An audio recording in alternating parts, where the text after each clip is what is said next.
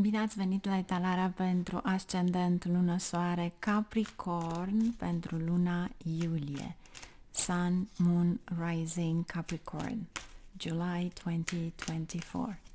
Haideți să vedem ce avem aici pentru voi. Ce va aduce Universul? Ce trebuie să știți?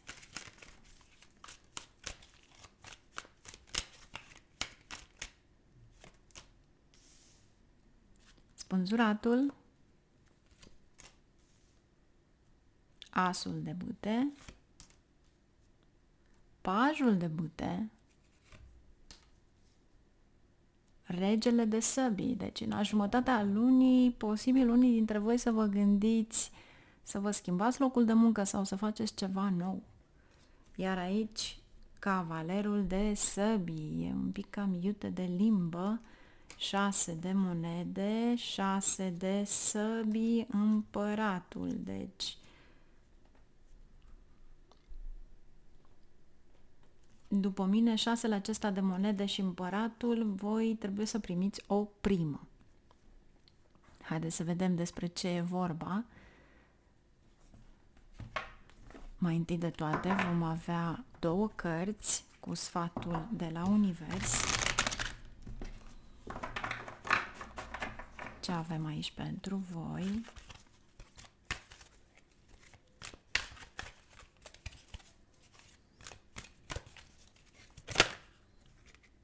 S-a întors o carte, nu mă voi uita la ea și voi mai avea încă o carte pe care o vom întoarce după ce terminăm aici etalarea.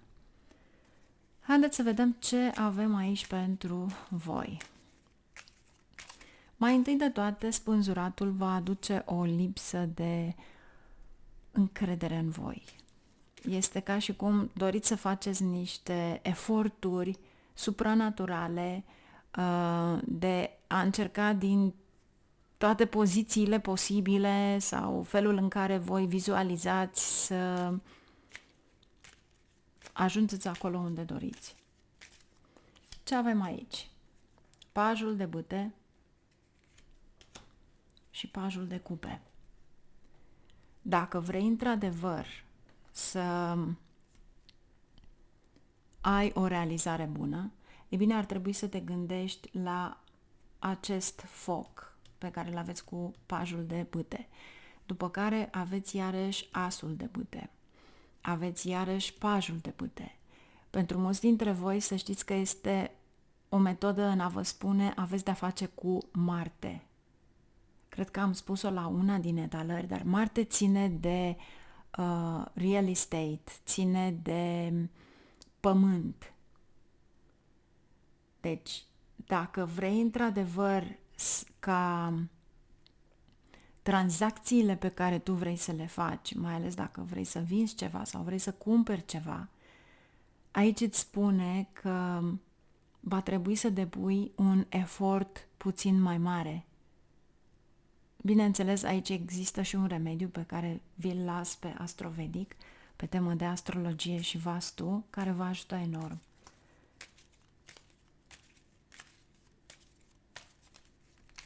Iar tot aici, pajul acesta de cupe, am senzația că rezolvați niște probleme din familie sau cu frații. Dacă încă mai aveți acele probleme, vi se spune să le rezolvați, pentru că acel lucru vă dă bătaie de cap și nu puteți să rezolvați voi problemele pe care voi le aveți în carieră sau în ceea ce vă propuneți voi. Nu mergeți înainte, pentru că totul este legat, e o legătură karmică. Iar pentru unii dintre voi, având în vedere că am 3 paji, poate unii dintre voi aveți ceva ce ține de copii. Unii poate au o problemă de sănătate, alții poate există niște neînțelegeri cu copiii. Nu contează ce vârstă au copiii, că poate fi un copil de 40 de ani, de 50 de ani, dar poate fi și un copil de 3 ani. Nu contează lucrul ăsta. Tot copil se numește, că e copilul lui mama și lui tata. Dar dacă există niște probleme familiale, ceva la care trebuie să se elimine, va trebui, sunteți supuși, să-i zicem, să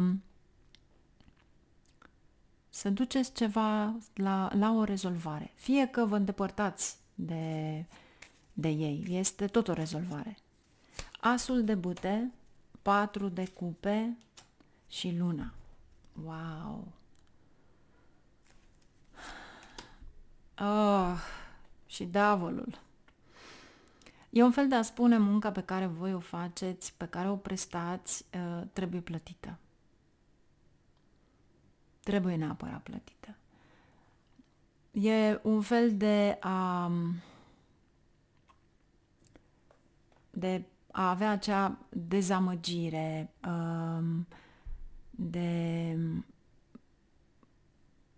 momentul în care realizezi că nimeni nu este lângă tine, că orice problemă pe care tu o ai, fie financiară, fie în dragoste, morală, nimeni, absolut nimeni nu vine să te ajute. Ei bine,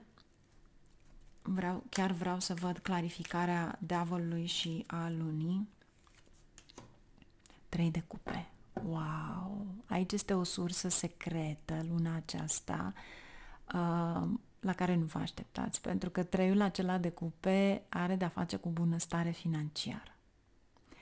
Poate este din partea partenerului, din partea mamei, poate că treceți prin niște dificultăți și deodată norocul vă surude, pentru că diavolul și 3 de cupe este un noroc la care nu vă așteptați, sau poate ceva la care ați aplicat cu o lună, 2 înainte și acum în iulie vin banii de pe un extra efort pe care l-ați depus, dar aici este cartea voastră. Depuneți un efort extraordinar și sunteți dezamăgiți că nu vine nimeni să vă plătească acel efort. Pentru unii dintre voi puteți fi mama răniților. Aveți grijă de toată lumea, îi finanțați pe toți, dar în momentul în care voi aveți nevoie de ceva, voi nu aveți aici nevoie de bani, să știți. Aici este nevoia de a fi cineva lângă voi. E ca și cum când ai bani, toți trag de tine. Dar dacă se ivește ceva de genul o speculație financiară, nu mergeți pe așa ceva pentru că veți pierde. Dacă eventual vi se propune o speculație în carieră, adică să ai un grup nou cu oamenii cu care lucrezi, atunci da, atunci vei excela. Și e un fel de intuiție îți spune cu cine tu ar trebui să mergi înainte. Pentru că luna este primul mentor din viața ta. Deci, posibil la prima vedere să aveți niște mici neînțelegeri cu acei mentori, oameni care sunt în jurul vostru, dar de fapt, profesional, veți ajunge la un standard foarte mare. Și ceea ce îți spune de fapt din start cu acest cavaler de săbii, să fii foarte atent la comunicare, felul în care vei comunica, nu vei comunica în a te impune. Mai ales atunci când ai de-a face cu colegii, cu consumatorii, dacă vrei recunoaștere, trebuie să știi să vorbești. Vezi regele ăsta de săbii. Este imaginea unui vărsător, a unei balanțe, diplomat, știe cum să vorbească. Asta trebuie să o aveți voi.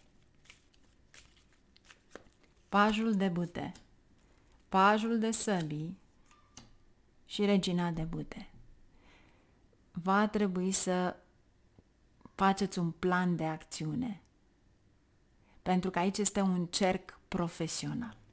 Aici este modul în care voi vă demonstrați valoarea în grupul acela. Dar nu intrați cu pajul acesta, nu intrați în certuri. nu e nevoie. Va trebui pur și simplu să clădești acel respect față de superiorii tăi, față de colegii tăi. Am senzația că mulți dintre voi parcă vă sunt numărate zilele acolo, adică poate unii dintre voi ieșiți la pensie, poate unii dintre voi încercați să schimbați de fapt ceva, dar cu siguranță ceea ce veți avea aici în ultima săptămână, să știți că veți recupera ceva la care nu ați avut capacitatea, poate financiar, poate o primă, poate ceva la care s-a acumulat pentru unii dintre voi. Deci e un fel de a vă spune, alegeți o strategie, să-i spunem, prin care știți să fiți buni cu ceilalți, să vă comportați frumos cu ceilalți, pentru că se va extinde ceva în afacerea respectivă. Ce vrea să spună, deci, regele de săbii? Vedeți treiul acesta de săbii? Nu sunteți fericiți acolo. Pentru voi expansiunea este cercetarea. Sunteți oamenii care vreți ca totul să fie o cercetare, să fie ceva nou. V-ați săturat de rutina respectivă. Dar pentru a merge mai departe, înseamnă că tu trebuie să cercetezi, să fii în afara, știți cum zicem, norocul vine în afara cutiei, outside the box. Deci, în momentul în care voi atrageți oameni noi, în momentul în care aveți clienți noi, în momentul în care afacerea respectivă este, de fapt, în alt mediu, posibil experiența pe care o aveți să transforme acea afacere în ceva mai bun. Dar dacă afacerea respectivă este într-un mediu ostil, 3 de spade, atunci afacerea respectivă suferă pierderi. Dar asta va aduce și vouă la rândul vostru niște răniri ușoare, accidente. De ce? Pentru că aveți regele de spade, are spade, spada are 2 tăișuri și de-o parte și de cealaltă și treiul ăsta de spade, voi trebuie să căutați ceva la care să schimbați, să vă facă bine vouă și să încercați să fiți într-o perioadă de a vă proteja față de ceilalți. Spre exemplu, dacă există posibilitatea de a schimba locul de muncă, nu veți spune la nimeni. Dacă eventual aveți o rănire ușoară la locul de muncă, atunci acea schimbare în a fi într-un concediu medical, ceva de genul acesta, imediat va aduce posibilitatea în a căuta ceva cu totul nou. Deci, lucrul acesta va aduce niște schimbări. Ce vrea să mai spună acel 3 de spade, 3 de bâte? Poate chiar o călătorie sau o planificare pentru ceva nou. Cavalerul de săbii, 6 de monede. O schimbare majoră, deci posibil să vi se dea acea primă care trebuia să vi se ofere cu mult înainte. Marea Preotasă, să nu spuneți la nimeni, asta vi se spune. Chiar dacă știți de ea, să nu vorbiți de ea, pentru că gurile rele, ochii doritori vă aduc invidie. Deci este bine să o țineți pentru voi. Iar cei care aveți de-a face cu un succes, cu o oportunitate care vi se oferă, posibil pentru unii dintre voi să fie peste hotare sau poate o bursă în străinătate, plecați. Este extraordinar de bun. 6 de primăvară. Aici vin noutățile extraordinar de bune, succes și recunoaștere publică. Iar aici avem prințesa de toamnă. Vedeți? Studiu. Unde am spus un pic mai înainte? Studiu, responsabilitate, sunteți foarte precauți. Dacă vreți într-adevăr să aveți o promoție, să aveți o bursă, Este bine să faceți totul ca la carte. Cu puțin împins de la spate, veți reuși.